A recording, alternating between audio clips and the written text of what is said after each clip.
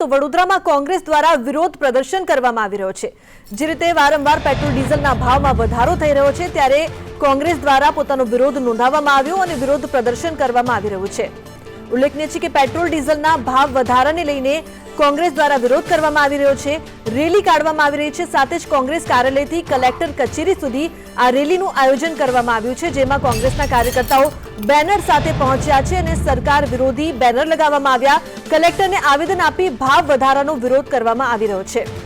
ત્યારે વડોદરામાં કોંગ્રેસ દ્વારા વિરોધ પ્રદર્શન સાથે જે પ્રકારથી વારંવાર પેટ્રોલ ડીઝલના ભાવ સતત વધી રહ્યા છે તેને લઈને કોંગ્રેસના કાર્યકર્તાઓ આ રેલી કરી રહ્યા છે। પેટ્રોલ ડીઝલના ભાવ જેવી રીતે હવે દિવસે ને દિવસે વધી રહ્યા છે ત્યારે વડોદરા કોંગ્રેસ દ્વારા પગપાળા રેલી યોજીને કલેક્ટરને આવેદનપત્ર આપવામાં આવશે।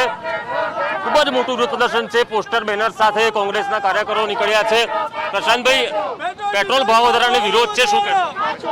આજે જો સરકારની એક બાજુ કોરોનાની મહામારી, લોકોને રોજગારી નથી, લોકોના ધંધા પડી ભાગે છે અને સરકાર જે રીતે પેટ્રોલ ડીઝલ અને ગેસના બોટલના ભાવ વધારે છે, આજે માણસ, સામાન્ય માણસ, મધ્યમ વર્ગનો માણસ જીવન કઈ રીતે રહી શકે, જેને લઈને આજે કોંગ્રેસ સ્થાપના દિન નિમિત્તે વડોદરા શહેર કોંગ્રેસ પરિવારે કલેક્ટરશ્રીને આવેદનપત્ર આપીને પેટ્રોલ ડીઝલ અને ગેસના બોટલના ભાવ વધારા પાછા ખેંચવાની રજૂઆત કરવાના છે।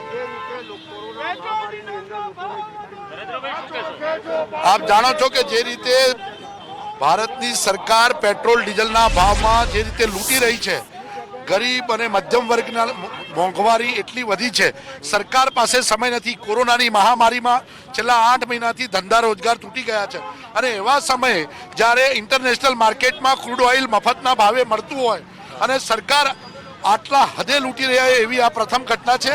સરકાર નિર્દયી છે, સરકાર બેશરમ છે અને કોંગ્રેસના સ્થાપના દિને અમે ગરીબ અને મધ્યમ વર્ગને ભાવ વધારા માટે જવાબદાર પેટ્રોલ ડીઝલ હોય છે, એટલે મોંઘવારીનું મુખ્ય કારણ પેટ્રોલ ડીઝલ હોય અને એ સમયે સરકાર દ્વારા વિના કારણે જે સેન્ટ્રલ ટેક્સ ને એક્સાઇઝ દ્વારા જે રીતે લૂંટ થઈ રહી છે એ લૂંટ પાછી ખેંચવા માટે આજે અમે આવેદનપત્ર આપી રહ્યા છીએ કોંગ્રેસ સ્થાપના દિનના નિમિત્તે।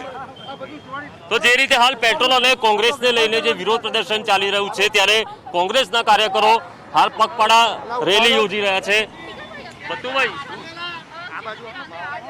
બત્તુભાઈ શું કહેશો?